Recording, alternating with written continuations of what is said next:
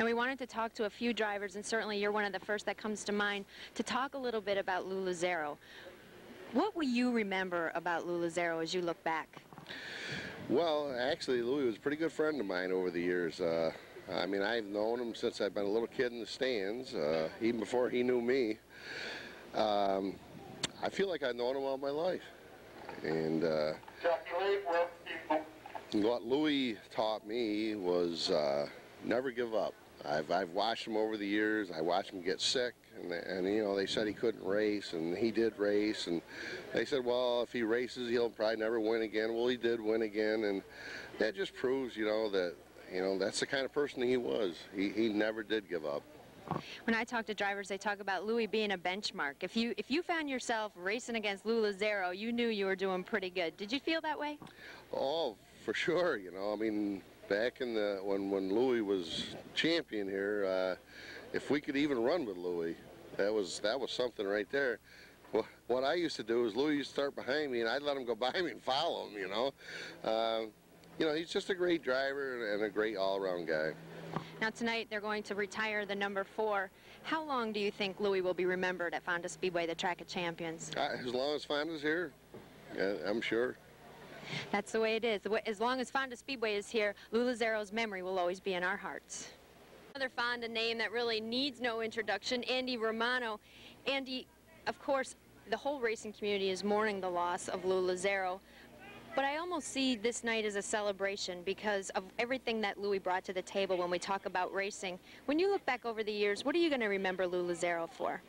I remember him, you know, as one of the greatest competitors, you know, that we've ever raced against. And I raced against Louie, you know, for years and years. I mean, we raced against each other, Udo-Carome and Malta and Fonda, and we ran the All-Star League together. So we raced, you know, almost anywhere you could think of. I always thought Louie was a great guy. I thought he was, you know, a good champion, and it's a shame that he has to go, but I guess we all have to go someday. Now, we were concerned about Louie's health for a while, and we've heard that you've been through some health problems, but you tell me you're feeling pretty good. I feel like $1 million. I probably feel better than I felt in the last 10 years, I guess.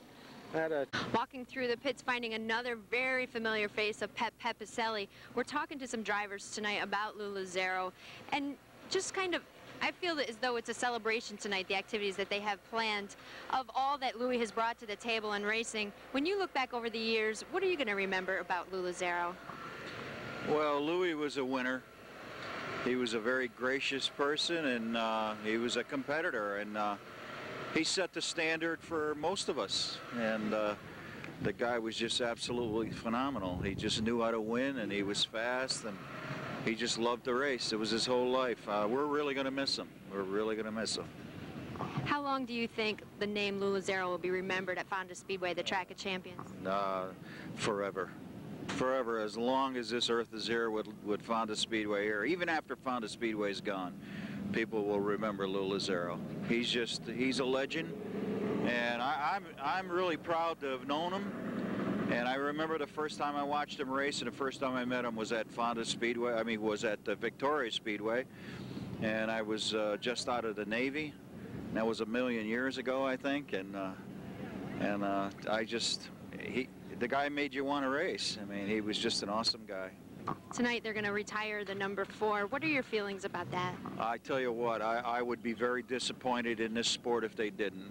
That's what I would be, because it's certainly, who could follow it? I mean, nobody's going to follow that number 4, especially with the colors and in the monk with the hooded sweatshirt. I mean, he's noted for that stuff. He's awesome. You know, he was an awesome guy. We look forward. Hi everybody, Jim King, track announcer at Fonda Speedway, and I'd just like to take a moment. We're in the tower where I stood when I first came here in 1972, right over in this spot right here. There's a counter here now. We don't work on this side of the tower anymore. Time, as everything else has changed things, this side is full with a lap counter and scorers and like that. And we've been moved to the other side, which used to be a VIP section, which is really not a bad thing because we can see a little bit better. I started calling races that Lou Lazzaro won in 1972.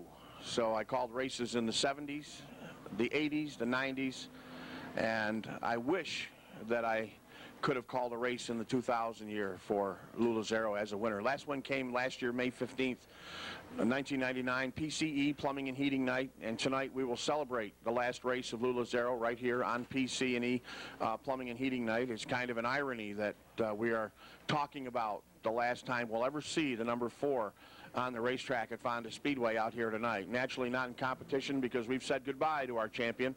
113 wins at Fonda Speedway, and he's somebody that's going to live forever in my heart.